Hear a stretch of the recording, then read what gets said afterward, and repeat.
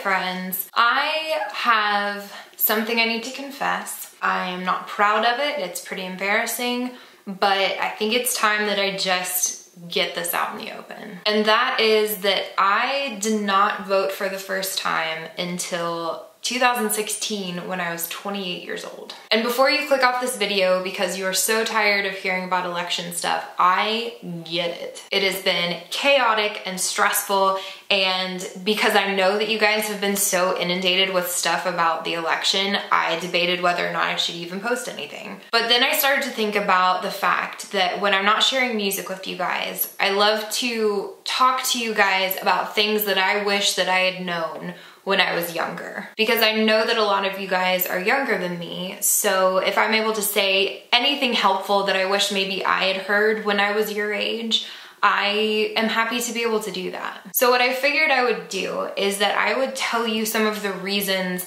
that I had for not voting for the first 10 years of being eligible to vote, just in case they might sound similar to some of the reasons that you have hangups about it, and just tell you what I've learned about them since then. I think the first thing, and definitely the thing that I was the most wildly incorrect about, was that it didn't affect me. And part of that is when I first turned 18 and was eligible to vote, the internet was not like it is today, where you can go and get all of this information right at your fingertips. You can connect with people that have different ideas than you and hear about their stories and what they've been through. It just wasn't like that yet. And that's not an excuse, because the information was out there. I would have just had to work a little bit harder to find it.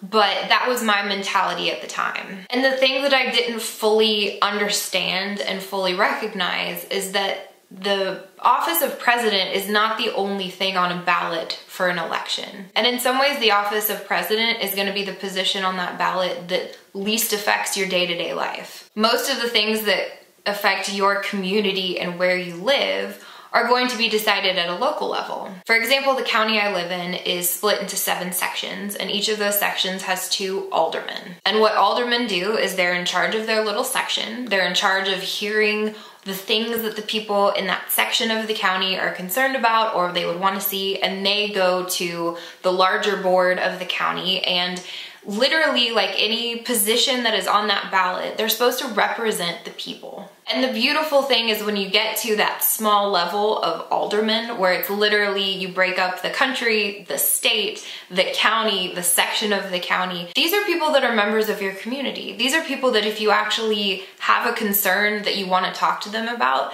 you can give them a call. You can meet with them face to face. They are accessible to you for you to be able to tell them what you want. So my line of thinking that it didn't affect me and that I just wanted to stay out of politics was just not true, because the decision making that happens in your community obviously affects you, and the way that you're able to have an opinion that gets heard is by voting. One of my other hangups when I was younger was being really intimidated by what the ballot would look like with all of these different names and positions, and I didn't know what they did, and so I just figured I would stay out of it. But the beautiful thing about the internet is that there's so many different resources to help you understand who is on your ballot and what they believe. I know at the state of Tennessee where I live, they have the voting website where you put in your address and it'll tell you when elections are happening, where you need to go and vote, and it also shows you what the ballot is going to look like. And that way you can go and figure out what each position does, what each office does,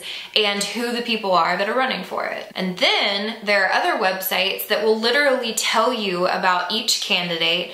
They'll point you to interviews that they've done, what their platforms are, if they're already in office, how they voted on stuff before. The information is there, and it's a pain to have to look through it all. It is a pain to find it. It is a pain to feel like you're studying for a test, but it's very, very important. I think this one might be one that a lot of people feel, and that is, I grew up in a state where it was definitely going to go a certain way as far as Democrat and Republican, so I figured, why bother? But the thing is, as we're seeing in this current election, There are states that are swing states, which means it's so close between Democrats and Republicans that it could go either way, that have never been swing states before. So even if you feel like there's no way that your state is going to be in line with the person that you voted for, it still is important to voice your opinion. And like I said earlier, president is not the only thing on that ballot.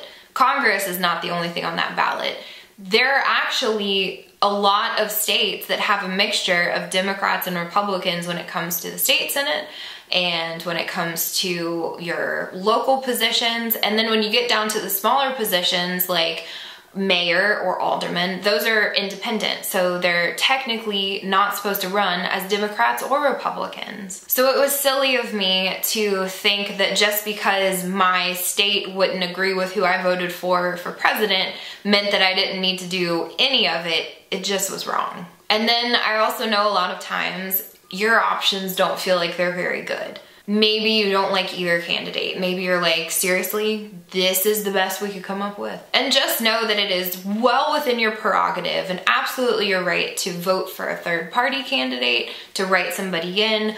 But keep in mind that a lot of times, especially in states where it's very, very close, that difference between which candidate comes out on top could be close to the number of people that voted third party or voted write-in, and those people could have decided which one of the two main candidates would have ended up in office. But I think the biggest thing that I have learned, and especially this election cycle where I've paid more attention and done a lot more research than I've ever done before, is that every area of your life is affected by the people that you elect to represent you towards a larger group. And it can be really frustrating. It can feel really divisive. Politics is not fun. It sucks. But voting is important. And more importantly is voting equipped with information. If you do nothing else, make sure that if you see somebody say something on social media or the news, do a little bit of research to see if there's a bigger context to what that little piece of information is. Having information to back up the opinions that you have is the most important tool that you can have at your disposal, both for making your decisions and explaining your decisions to other people, to have a civil conversation where both parties can maybe learn something new that they didn't know before. So if you are in the United States and you have not voted yet, I hope that you will choose to use your voice and take part in what is, one of the coolest, most frustrating, weirdest things that we get to do as citizens of this country. And if you're not from the United States and you've made it this far in this video, congratulations. You're also welcome for all of the free entertainment that seems to be wilder than any reality television show that could ever be conceived. And just send us some good vibes, because it's crazy right now. But I love you guys, and I will see you next time.